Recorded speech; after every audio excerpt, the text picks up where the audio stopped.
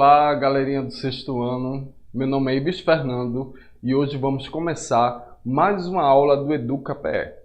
Hoje o conteúdo que eu irei falar para vocês são as drogas e seus efeitos no organismo humano. E para se falar de drogas, a gente sempre lembra a questão de remédios, medicamentos. E na realidade, o que é medicamentos? Observe aí na telinha. Quando se fala de medicamento, se diz que é a escolha e o uso de medicamentos feitos pelo indivíduo para tratar sintomas ou sinais causados pelas doenças. Isso sem prescrição médica. A automedicação, ela tem seus riscos e deve ser realizada de modo consciente e restrito, a fim de evitar efeitos indesejados e potencialmente danosos à saúde. Bora lá comigo. Vamos falar sobre automedicação. O que é que você entende por automedicação? Automedicação é quando você vai numa farmácia e está sentindo algum sintoma, está com febre, diarreia, dor de cabeça, e você vai atrás de um medicamento. E o que é que leva a essa prática de automedicação? Primeiro, a questão da economia de tempo. Você vai economizar tempo se você for numa farmácia comprar um remédio ou uma droga que vai aliviar a tua dor, né? A facilidade de acesso, a informação de que o medicamento ele é usado para cada sintoma, em caso essa informação você pode adquirir através da internet. Você pode ver também a influência de propagandas que alguns conhecidos vão falar sobre esses medicamentos, sobre essas drogas, e a dificuldade e a demora no atendimento ao médico. Isso que leva a pessoa a fazer a questão da automedicação. Quando se fala de automedicação, existem os medicamentos que são mais comuns, né? São os analgésicos, que são para as dores de cabeça e nas colunas, os antitérmicos para pessoas que estão com febre, xaropes, antirresfriados, antialérgicos, antidepressivos e estimulantes do sistema nervoso central, relaxantes, antibióticos, vitaminas, medicamentos para o sistema gastrointestinal e emagrecedores, no caso também de anabolizantes. Esses são os medicamentos mais comuns que se existe na questão da automedicação. E aí a gente vai para a automedicação quando se fala de remédio versus medicamento. Observe aí na telinha. Quando se fala de remédio, engloba toda a prática eficaz no alívio de um sofrimento, de um desconforto ou dor. O medicamento, na realidade, ele vai ser um produto farmacêutico, tecnicamente obtido ou elaborado com finalidade profilática. Quando se fala finalidade profilática, é o que a gente faz antes, né, para evitar determinados sintomas, né, a profilaxia.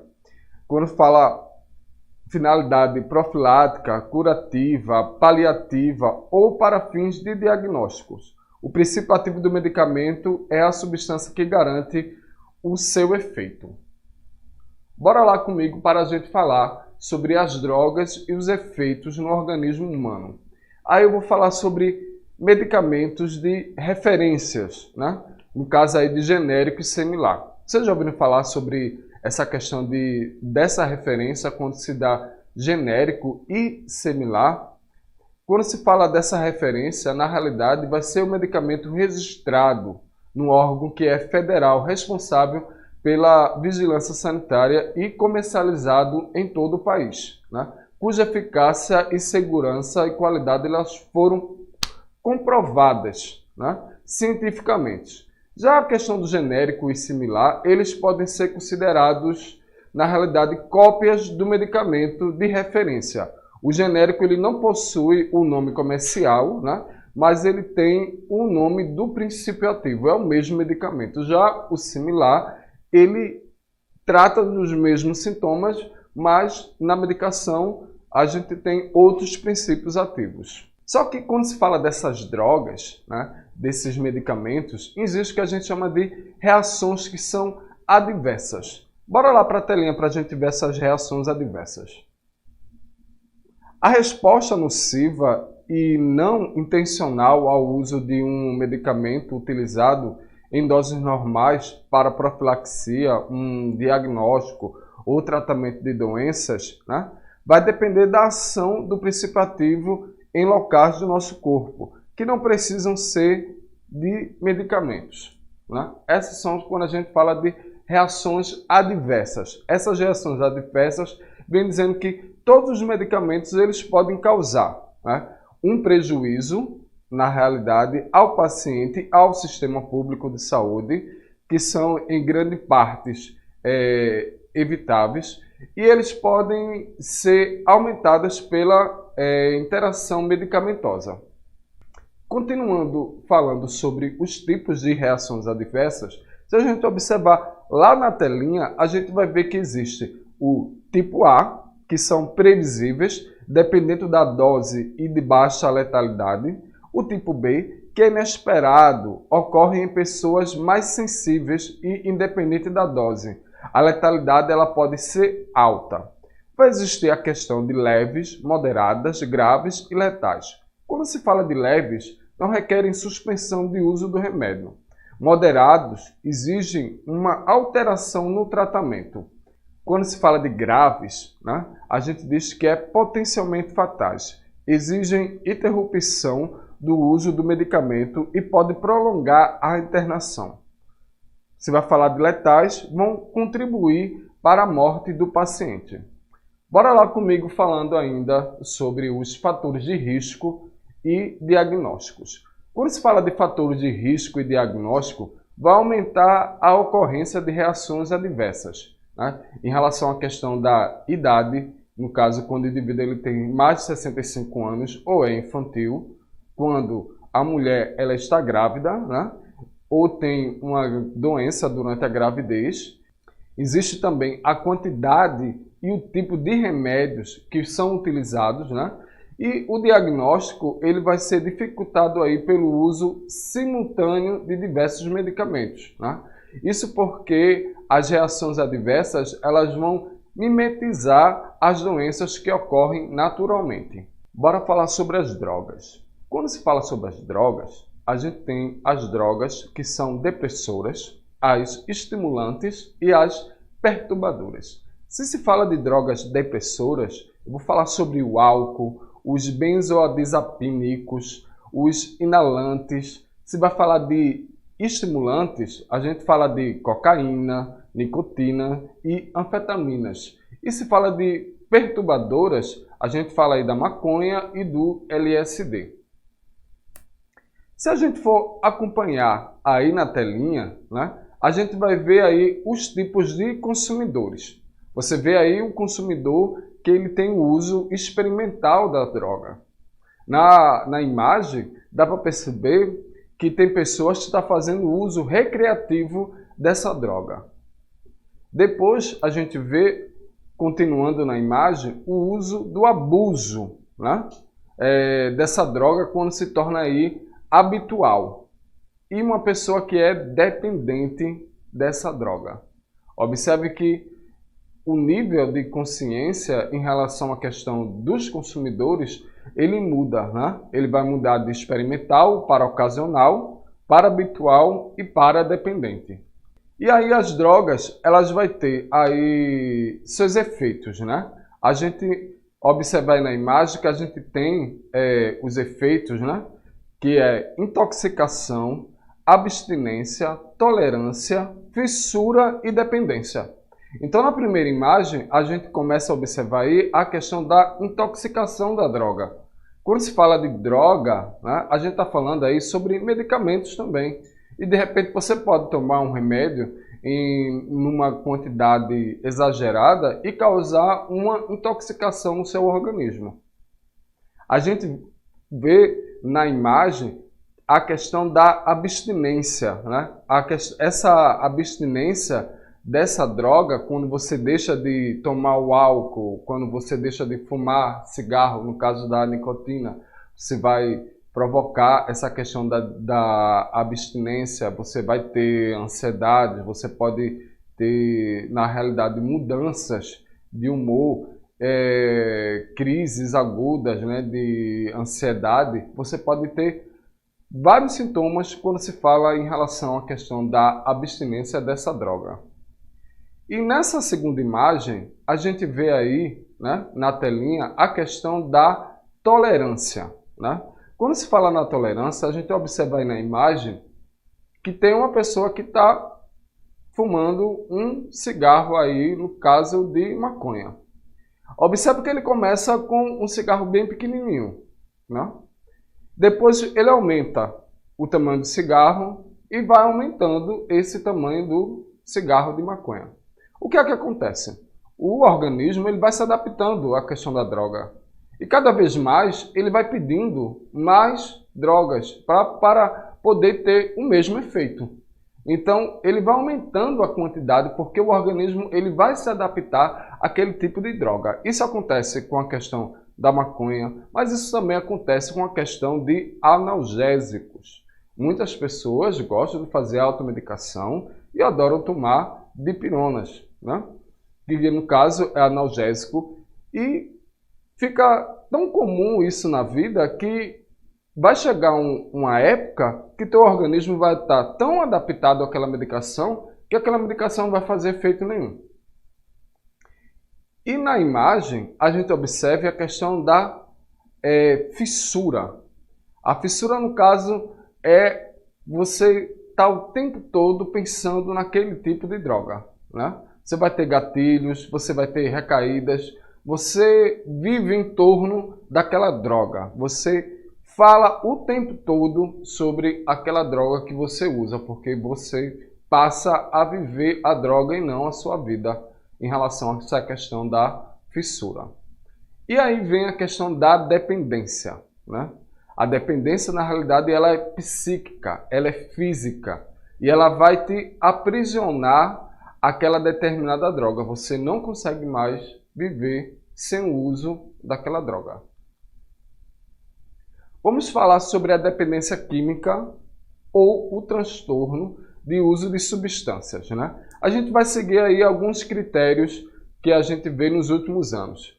Existe aí um forte desejo ou compulsão em relação à questão da dependência química, dificuldade de controlar o consumo da droga, sinais e sintomas de abstinência, evidência de tolerância, abandono de atividades e interesses em favor do uso da substância. Quando se fala desse abandono da atividade, a gente já vai para essa questão da depressão, da ansiedade, da falta de serotonina no corpo, que com o uso da droga durante muito tempo você começa a diminuir esses hormônios no seu corpo e você acaba perdendo o interesse de fazer as coisas. E também tem a questão da persistência do uso a despeito das consequências nocivas. Ou seja, você está numa fissura tão grande em relação àquela determinado tipo de droga que você não consegue ver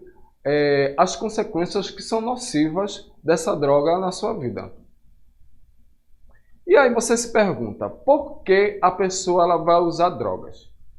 Primeiro, ela vai usar drogas por fatores que são biológicos, ou seja, a genética, e existe aquele sistema de recompensa, né? Falta uma coisa na tua vida, então você vai utilizar aquele determinado tipo de droga para fazer uma certa recompensa.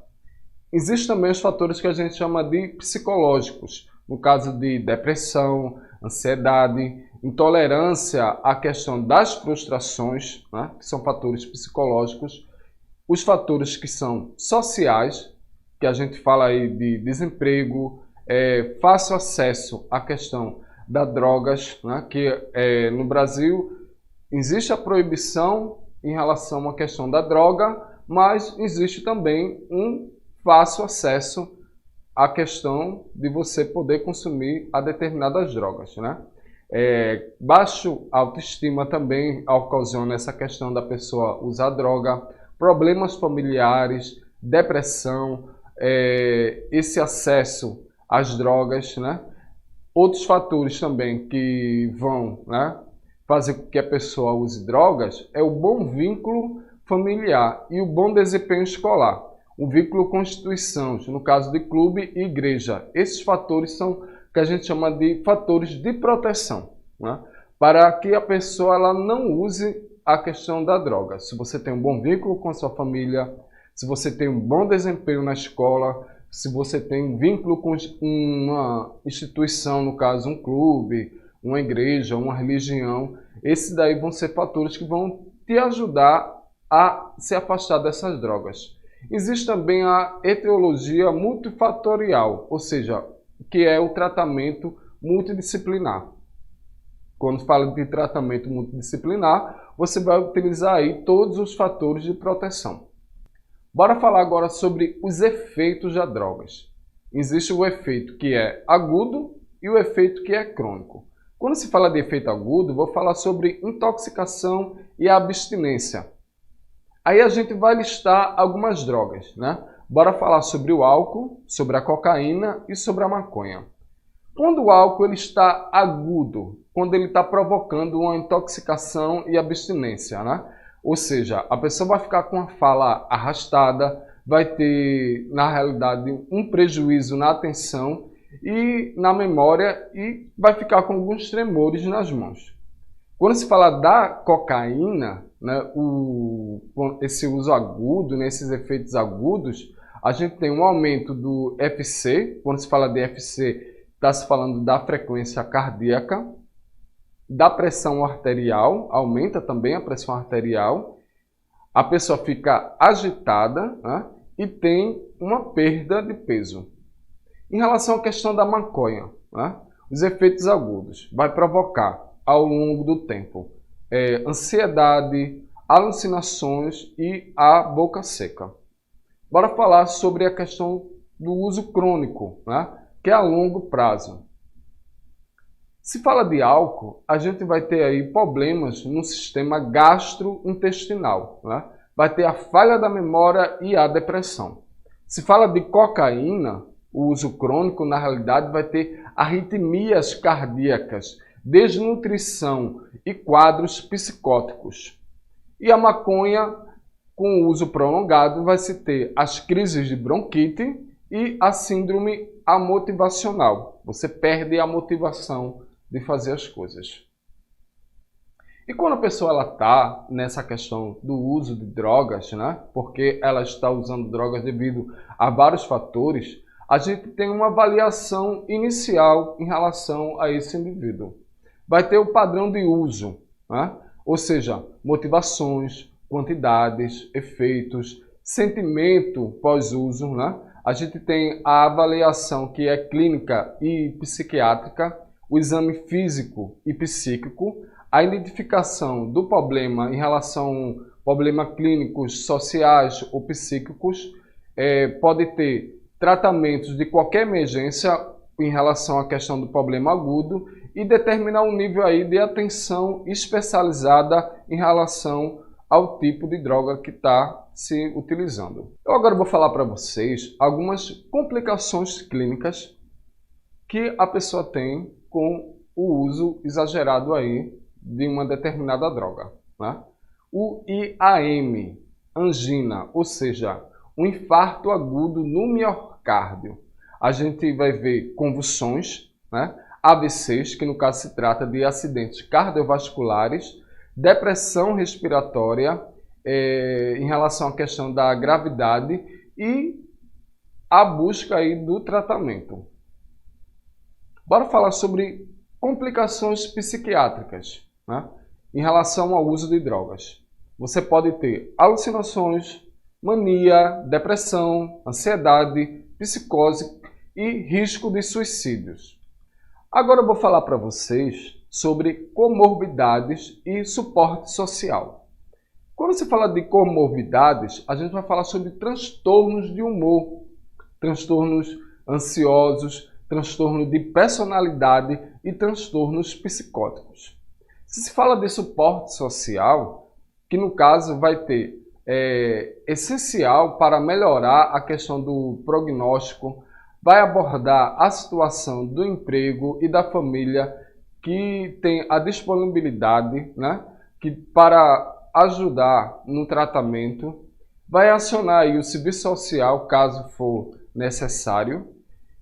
E você se pergunta, existe tratamento? Sim, existe um tratamento, mas esse tratamento ele é longo, ele é multidisciplinar, né? Existem necessidades que são individuais e existe o que a gente chama de recaídas.